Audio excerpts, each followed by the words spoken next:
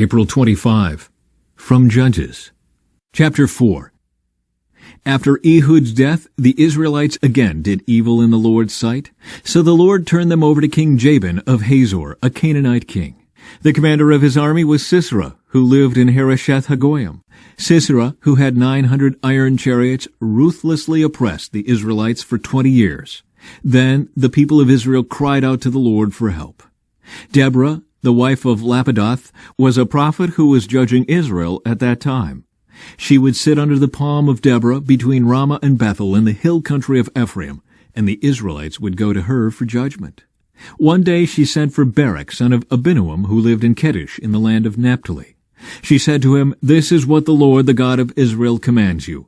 Call out 10,000 warriors from the tribes of Naphtali and Zebulun at Mount Tabor. And I will call out Sisera, commander of Jabin's army, along with his chariots and warriors, to the Kishon River. There I will give you victory over him." Barak told her, "I will go, but only if you go with me." "Very well," she replied, "I will go with you, but you will receive no honor in this venture, for the Lord's victory over Sisera will be at the hands of a woman." So Deborah went with Barak to Kedesh. At Kedesh, Barak called together the tribes of Zebulun and Naphtali, and 10,000 warriors went up with him. Deborah also went with him. Now Heber the Kenite, a descendant of Moses' brother-in-law Hobab, had moved away from the other members of his tribe and pitched his tent by the oak of Zaanannim near Kedesh. When Sisera was told that Barak, son of Abinoam, had gone up to Mount Tabor, he called for all 900 of his iron chariots and all of his warriors, and they marched from Harosheth-Hagoyim to the Kishon River. Then Deborah said to Barak, "Get ready. This is the day the Lord will give you victory over Sisera, for the Lord is marching ahead of you." So Barak led his 10,000 warriors down the slopes of Mount Tabor into battle. When Barak attacked, the Lord threw Sisera and all his chariots and warriors into a panic. Sisera leaped down from his chariot and escaped on foot. Then Barak chased the chariots and the enemy army all the way to Harosheth-Hagoyim, killing all of Sisera's warriors. Not a single one was left alive.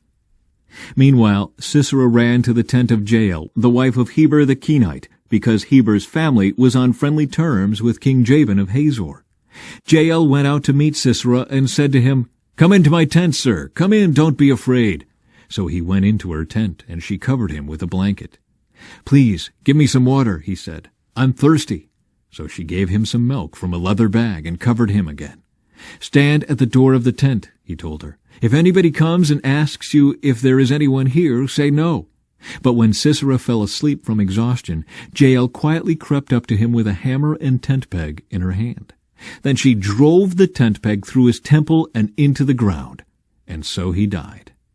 When Barak came looking for Sisera, Jael went out to meet him. She said, "Come, and I will show you the man you are looking for." So he followed her into the tent and found Sisera lying there dead, with the tent peg through his temple. So on that day Israel saw God defeat Jabin the Canaanite king. And from that time on, Israel became stronger and stronger against King Jabin until they finally destroyed him. On that day, Deborah and Barak, son of Abinoam, sang this song.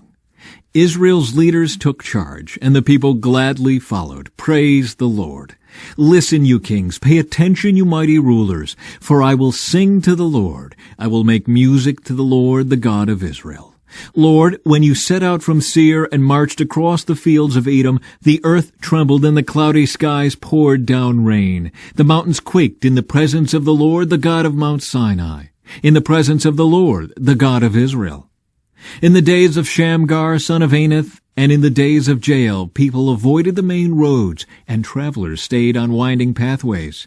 There were few people left in the villages of Israel, until Deborah arose as a mother for Israel. When Israel chose new gods, war erupted at the city gates, yet not a shield or spear could be seen among 40,000 warriors in Israel. My heart is with the commanders of Israel, with those who volunteered for war. Praise the Lord! Consider this, you who ride on fine donkeys, you who sit on fancy saddle blankets, and you who walk along the road. Listen to the village musicians gathered at the watering holes. They recount the righteous victories of the Lord and the victories of his villagers in Israel. Then the people of the Lord marched down to the city gates. Wake up, Deborah, wake up! Wake up, wake up and sing a song. Arise, Barak, lead your captives away, son of Abinoam. Down from Tabor marched the few against the nobles. The people of the Lord marched down against mighty warriors. They came down from Ephraim, a land that once belonged to the Amalekites. They followed you, Benjamin, with your troops. From Machir the commanders marched down. From Zebulun came those who carry a commander's staff. The princes of Issachar were with Deborah and Barak. They followed Barak rushing into the valley. But in the tribe of Reuben there was great indecision. Why did you sit at home among the sheepfolds to hear the shepherds whistle for their flocks? Yes, in the tribe of Reuben there was great indecision. Gilead remained east of the Jordan. And why did Dan stay home? Asher sat unmoved at the seashore, remaining in his harbors. But Zebulun risked his life, as did Naphtali, on the heights of the battlefield. The kings of Canaan came and fought at Taanach near Megiddo springs, but they carried off no silver treasures. The stars fought from heaven. The stars in their orbits fought against Sisera. The Kishon River swept them away, that ancient torrent, the Kishon. March on with courage, my soul. Then the horses' hooves hammered the ground, the galloping of Sisera's mighty steeds. Let the people of Meroz be cursed, said the angel of the Lord. Let them be utterly cursed, because they did not come to help the Lord against the mighty warriors. Most blessed among women is Jael, the wife of Heber the Kenite. May she be blessed above all women who live in tents. Sisera asked for water, and she gave him milk. In a bowl fit for nobles she brought him yogurt. Then with her left hand she reached for a tent peg, and with her right hand for the workman's hammer. She struck Sisera with the hammer, crushing his head. With a shattering blow she pierced his temples. He sank, he fell, he lay still at her feet, and where he sank, there he died. From the window Sisera's mother looked out. Through the window she watched for his return, saying, Why is his chariot so long in coming? Why don't we hear the sound of chariot wheels? Her wise women answer, and she repeats these words to herself. They must be dividing the captured plunder, with a woman or two for every man.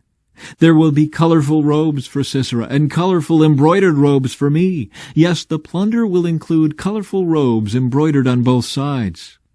Lord, may all your enemies die like Sisera, but may those who love you rise like the sun in all its power.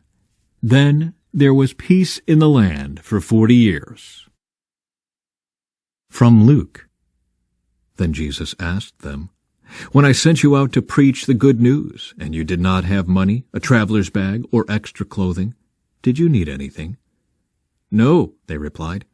But now, he said, take your money and a traveler's bag, and if you don't have a sword, sell your cloak and buy one. For the time has come for this prophecy about me to be fulfilled. He was counted among the rebels. Yes, everything written about me by the prophets will come true. Look, Lord, they replied, we have 2 swords among us. That's enough, he said. Jesus prays on the Mount of Olives. Then, accompanied by the disciples, Jesus left the upstairs room and went as usual to the Mount of Olives. There he told them, Pray that you will not give in to temptation. He walked away about a stone's throw and knelt down and prayed. Father, if you are willing, please take this cup of suffering away from me. Yet I want your will to be done, not mine. Then an angel from heaven appeared and strengthened him. He prayed more fervently, and he was in such agony of spirit that his sweat fell to the ground like great drops of blood. At last he stood up again and returned to the disciples, only to find them asleep, exhausted from grief.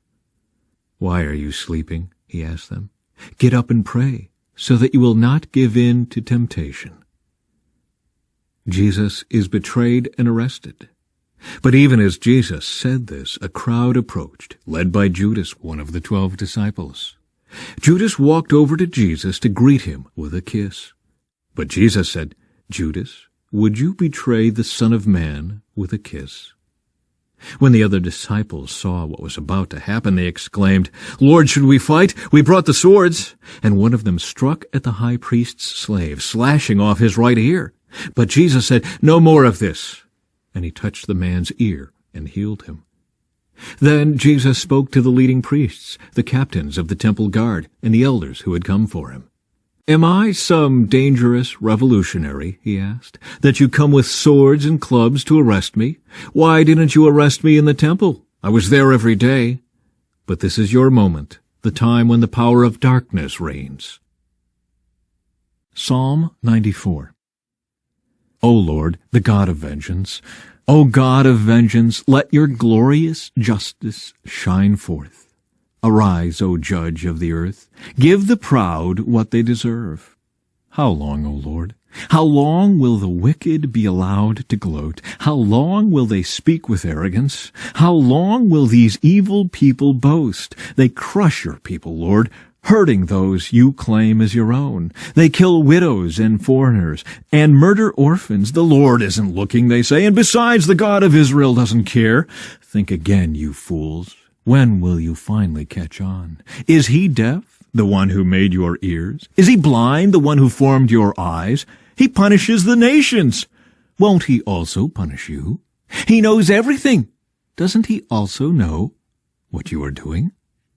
The Lord knows people's thoughts. He knows they are worthless. Joyful are those you discipline, Lord, those you teach with your instructions. You give them relief from troubled times until a pit is dug to capture the wicked. The Lord will not reject his people. He will not abandon his special possession. Judgment will again be founded on justice, and those with virtuous hearts will pursue it. Who will protect me from the wicked? Who will stand up for me against evildoers? Unless the Lord had helped me, I would soon have settled in the silence of the grave. I cried out, "I am slipping!" But your unfailing love, O Lord, supported me. When doubts filled my mind, your comfort gave me renewed hope and cheer.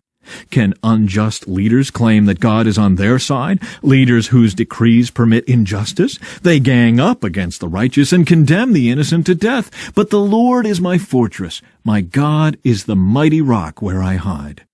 God will turn the sins of evil people back on them. He will destroy them for their sins. The Lord our God will destroy them. From Proverbs. A fool's proud talk becomes a rod that beats him, but the words of the wise keep them safe.